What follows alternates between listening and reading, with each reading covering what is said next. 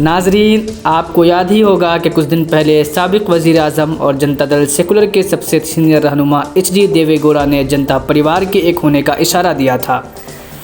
और इधर अपोजिशन को मुत्तहिद करने की कोशिश के तहत दिल्ली पहुंचे बिहार के वज़ीर आला और जनता दल यूनाइटेड के रहनुमा नीतीश कुमार ने कर्नाटक के साबिक वज़ीर आला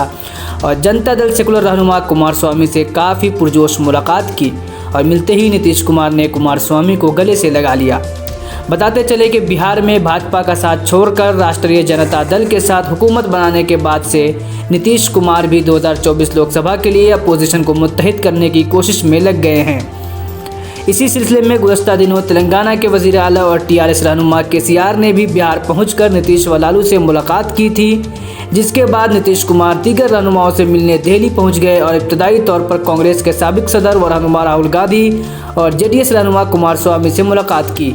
रिपोर्ट्स के मुताबिक जनता दल सेकुलर ने 2024 के लिए जनता दल यूनाइटेड और नीतीश कुमार को हिमायत देने का फैसला ले लिया है।